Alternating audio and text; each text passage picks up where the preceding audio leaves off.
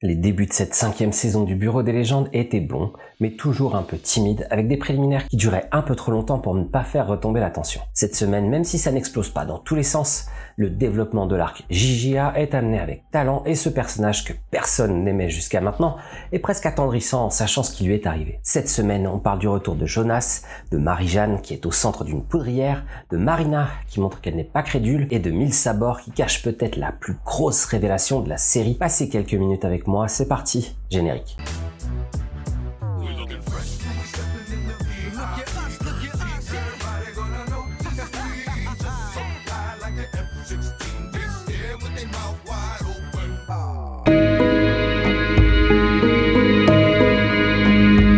Je l'avais adoré la saison précédente, même s'il n'est pas vraiment à sa place dans ce type de production, Artus est de retour cette année dans son personnage un peu pâteau, mais toujours efficace. Il fait son entrée dans le cadre de la négociation organisée en Égypte par Marie-Jeanne et qui est teintée de l'ombre d'un attentat islamiste imminent. J'aime beaucoup le personnage de Jonas, qui avait du mal à trouver sa place l'année dernière, aux côtés de Jean-Paul, qui était interprété par Grégory Fitoussi. La différence de physique n'était pas vraiment à l'avantage d'Artus, mais Jonas avait montré son talent en analyse d'esprit et de situations parfois épineuses. Il revient donc cette saison avec un peu plus d'assurance, on le sent plus pro et il n'attend plus l'autorisation des autres pour prendre des décisions. Il agit seul et sa rencontre avec le cheikh El Ergani de la tribu Tarabine montre son talent pour remettre gentiment le vieil homme à sa place tout en gardant le contrôle de la conversation. Après avoir fait croire à Ramsès, l'agent du renseignement égyptien, que l'accord concernait un dispositif d'irrigation destiné à aider la croissance des tribus nomades dans le désert, il réussit à mener à bien des négociations concernant une vente d'armes malgré les avertissements de l'équivalent de la DGSE fondée par Nasser dans les années 50 au Caire. La France pose timidement ses pions dans le secteur avec cette vente d'armes d'un côté, le poste stratégique de Marie-Jeanne à la tête d'un des plus gros hôtels de la ville et le recueil d'informations essentielles du côté d'Andrea pour connaître les plans cachés des uns et des autres. Dans mon analyse des 2 épisodes précédents, j'avais remarqué qu'Andrea montrait un intérêt pour Marina l'oiseau. Et j'avais analysé cet intérêt comme une tentative de rapprochement pour tirer des informations sur Malotru. Marina retrouve Mille Sabor en début d'épisode sur le terrain. La manière utilisée est assez futée et elle se fait passer pour une touriste perdue qui aurait besoin d'un transport pour la conduire jusqu'à son avion, histoire de détourner l'attention. Elle cherche à lui remettre une sonde de mesure de l'enrichissement de l'uranium qui servira à renseigner Mohamed Al-Taouf dans sa collecte de renseignements sur l'Iran au profit de l'Arabie Saoudite. Elle informe que grâce à ces sondes, les Iraniens pourront reprogrammer l'ordinateur interne pour modifier les données récoltées et tromper l'AIEA sur l'évolution de leur avancée en termes de recherche nucléaire. Je reviendrai un peu plus tard sur les révélations que lui fait Andrea, mais là encore, il cherche à lui donner des détails sur lui pour l'accrocher. Un peu plus tard dans l'épisode, Sisteron échange avec Marina sur Andrea, pour lequel il a quand même quelques inquiétudes. Il profite de ce débriefing sur le clan des Gigia pour féliciter Phénomène pour sa gestion d'un atout aussi important et problématique que Mille Sabor. C'est surtout un moyen pour Sisteron de rattraper le sentiment de mise à l'écart qu'elle avait exprimé dans l'épisode précédent. Elle profite d'ailleurs de ce signe de bonne volonté pour essayer de dénicher des infos sur Andrea qu'elle a clairement identifié comme un sujet à approfondir. Je pensais la semaine dernière qu'elle était en train de tomber dans le panneau des tentatives de séduction de son clan D, mais Marina a ce talent de laisser paraître une certaine nonchalance qui laisse donner confiance à son interlocuteur qui fait preuve de négligence par complexe de supériorité. Donc elle a remarqué qu'il y a un lien entre Andrea et Malotru et que les différentes questions que pose le clan D ne sont pas seulement liées au fait qu'il soit déstabilisé par l'article du Figaro ou la mission qu'il avait reçue à ce sujet. J'en viens à la partie essentielle de ces 2 épisodes, à savoir le développement de l'arc concernant Gigia et sur la construction de son personnage au sein de la DGSE dans les 30 années précédentes. On découvre dès le début du 5e épisode que la poupée russe Kennedy représentait bien Karloff, qui a d'ailleurs pour nom de code Kennedy au sein de la DGSE. On voit au départ que Gigia est littéralement obsédé par Karloff et la Russie et qu'il serait même prêt à sacrifier la mission de Pacemaker, qui est pourtant hautement stratégique, en espérant recruter un des patrons du FSB comme clan D pour la DGSE. Le principe est simple, il veut dévoiler à Karloff que Sylvain est infiltré au profit du bureau pour le déstabiliser en ruinant l'un des plus gros succès de sa carrière. D'après lui, dévoiler le jeu de la DGSE mettrait Karloff en danger et ça le pousserait donc à basculer du côté français pour cacher sa honte. Sa vision de ce Kennedy est assez étrange au départ, on a du mal à voir si c'est de l'admiration quand il le compare à un rock ou littéralement de la peur dans sa volonté d'éliminer une menace aussi importante que le directeur russe. Quand Ponte, le directeur de la DGSE, tranche contre la proposition de JJA et en faveur du maintien de Pacemaker, JJA est touché par un malaise vagal qui montre que ce n'est pas seulement une question professionnelle, mais une cicatrice du passé. L'épisode 6 apporte enfin les réponses sur ce mystère et on découvre que dans les années 80, alors agent du renseignement français, JJA se fait rattraper par les équipes du KGB. On voit que les méthodes de Karloff sont bien plus violentes et expéditives que celles utilisées en France et que le résultat sur plusieurs années est plus que prolifique avec des dizaines d'arrestations ou de suicides provoqués par les renseignements russes de l'époque. Et c'est à ce moment qu'un lien profond se met en place entre JJA et Ponte, qui deviendra quelques dizaines d'années plus tard le directeur de la DGSE. JJA se sacrifie pour sauver la peau de son supérieur quelques minutes avant qu'il ne soit livré à Karloff. Le résultat sera de passer plusieurs années dans les prisons russes jusqu'à une extradition et un retour en France d'un JJA traumatisé par des années de torture et de souffrance.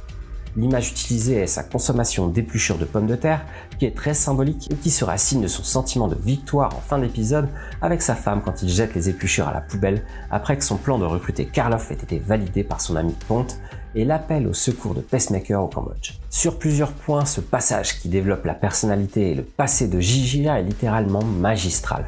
On comprend vraiment d'où il vient et comment cet homme torturé s'est sorti d'années de souffrance dans les prisons qui n'ont littéralement rien à voir avec les prisons françaises.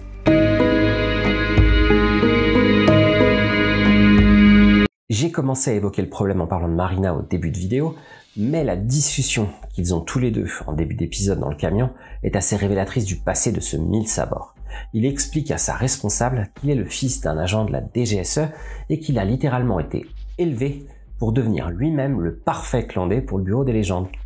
Il a dû apprendre l'italien pour pouvoir évoluer dans différents milieux et avoir plusieurs cultures, donc avoir un passé plus riche et diversifié. Donc on sait que son père a travaillé dans ce même bureau alors qu'Andrea était enfant ou adolescent.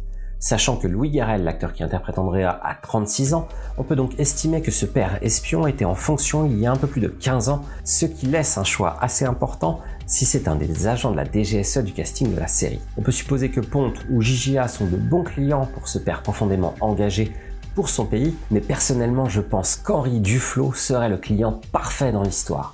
Déjà, il était engagé à 200% à son poste de directeur et il faisait partie des piliers du renseignement français, mais en plus de ça, sa mort est directement liée aux mésaventures de Malotru. Il s'était porté lui-même volontaire pour aller récupérer son fils spirituel et avait perdu la vie dans cette mission. Qui de mieux comme père pour Andrea qu'Henri Duflo? Ça expliquerait les raisons de sa curiosité du clan des Mille Sabors, le surnom le plus attendu depuis le début de la série, c'est très important, pour Malotru, qui était lui-même devenu le centre de l'attention de ce père qu'il a l'air d'idéaliser. En plus de ça, cette révélation faite à Pavel Lebedev aurait un effet électrochoc et permettrait peut-être le retour au pays de l'enfant prodigue rejeté par JJA. Au départ perdu loin du centre névralgique qui se situe à la rue Mortier à Paris, Marie-Jeanne se retrouve finalement à un point stratégique dans l'œil du cyclone des tensions à naître entre les groupes islamistes en quête de pouvoir et l'État lui-même désireux de maintenir l'héritage à tendance progressiste de Nasser. On l'a découvert la semaine dernière, un groupe de soldats de l'État islamique a pour mission d'infiltrer la réunion organisée entre l'État français et le cheikh de la tribu des Bédouins Tarabine. Cette réunion est très importante pour l'État français parce que la vente d'armes dissimulée par une assistance de façade dans la mise en place de dispositifs d'irrigation est censée créer un lien avec un groupe local fort et d'assurer un équilibre politique dans le pays.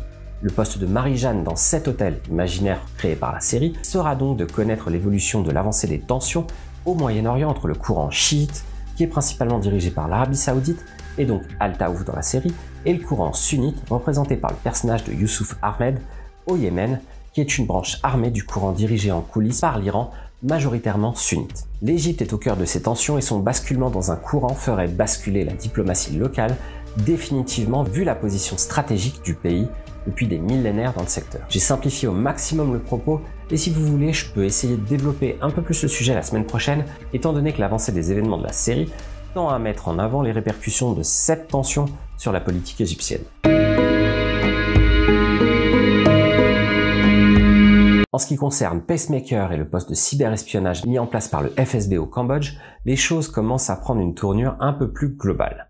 Après un test pas vraiment fructueux la semaine dernière et un échec face aux défenses informatiques de l'OCIC gérées par les Chinois en souterrain, l'équipe de hackers se lance cette semaine dans une tentative de clonage de la structure informatique du groupement politique allemand Jusos. Communauté de travail des jeunes socialistes qui est directement liée au SPD, le parti d'opposition socialiste allemand à Angela Merkel, le groupe Jusos est à la fois un point d'entrée sans risque pour les hackers du FSB au Cambodge, mais aussi une prise de position essentielle parce que ce sous-groupe donnerait accès indirectement aux données informatiques du parti d'opposition allemand et ancien parti du président Gerhard Schröder au pouvoir de 1998 à 2005 avant Angela Merkel.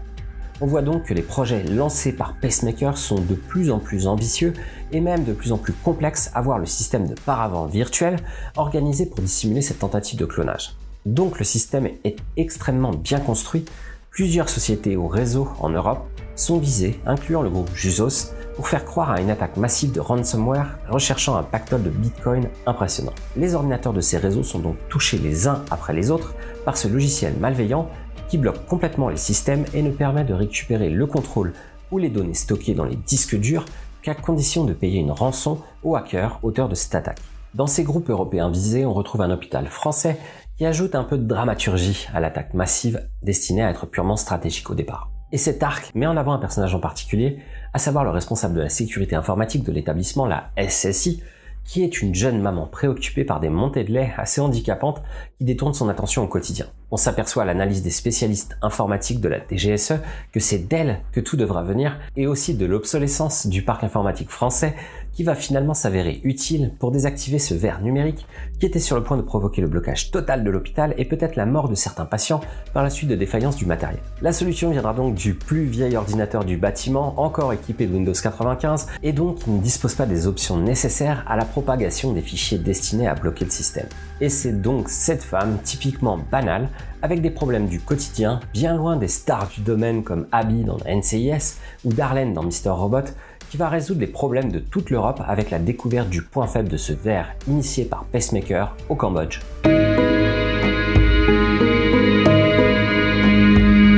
En dehors de cette nouvelle tentative de hacking à haute échelle, la position de Sylvain est de plus en plus délicate au Cambodge et au sein du FSB. Toujours pas balancé par Malotru, ce qui est d'ailleurs un signe que le transfuge n'est clairement pas décidé à basculer à l'ennemi, Sylvain est quand même entré dans une boucle de perte de confiance significative.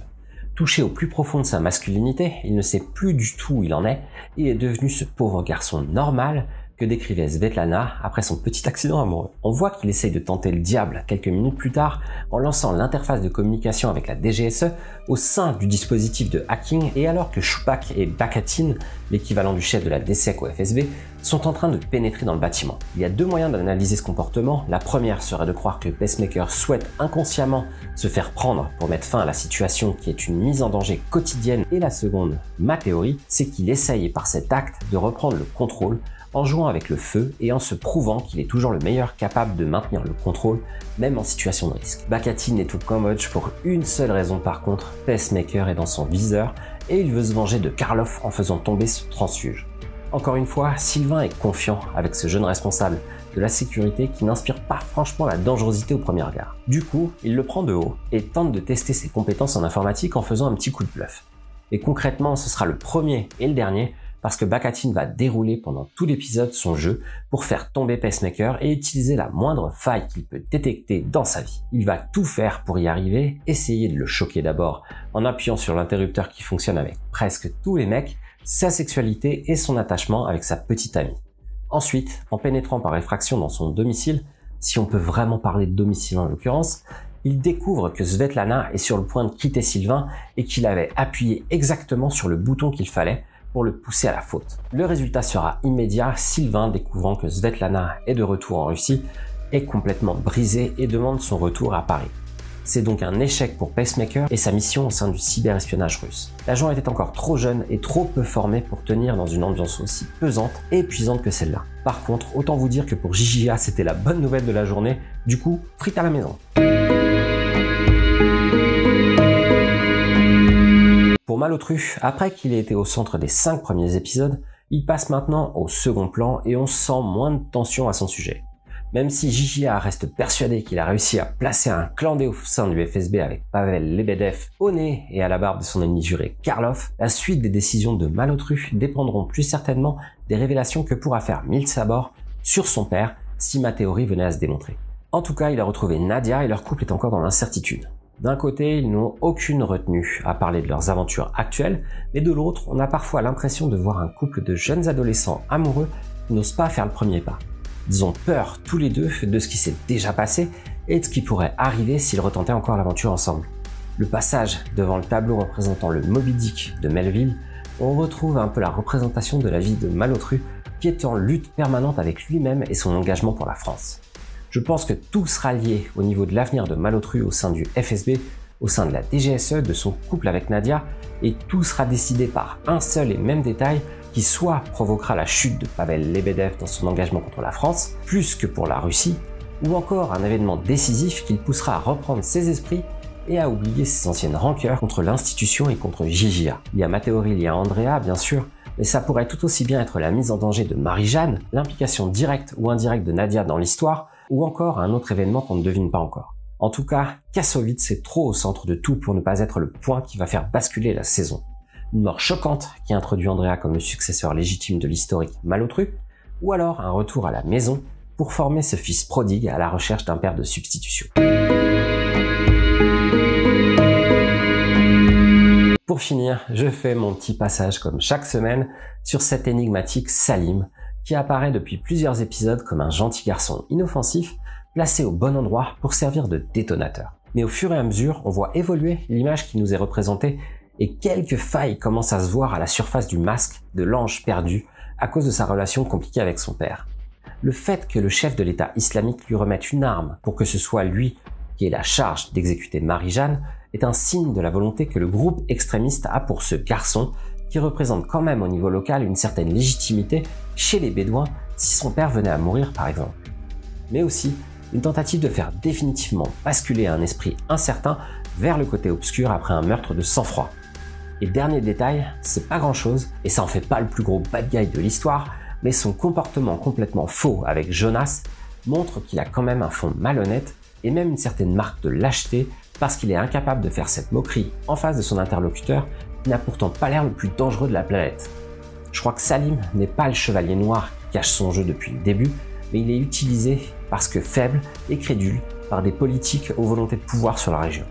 Si c'est le cas, c'est certain qu'il va faire des dégâts, mais qu'il va finir comme tous les fourbes avec une mort bien ridicule et totalement solitaire. C'est fini pour cette semaine, je vous souhaite un bon visionnage des 2 épisodes de ce soir. Si vous avez aimé la vidéo, lâchez-moi un petit pouce en l'air, ça aide au référencement. Si vous aimez ce que je fais et que vous voulez être averti des 2 vidéos que je poste chaque semaine, abonnez-vous et cliquez sur la cloche. Vous avez un truc à me dire, ça se passe juste ici dans les commentaires, sur Twitter ou sur Instagram, je réponds à tous vos messages. On se retrouve chaque semaine à la même heure et je vous retrouve mercredi à 16h30 pour mon analyse de l'épisode 7 de Westworld. Vous êtes sur Beach Hill, c'était Aurélien, rendez-vous à la prochaine, portez-vous bien.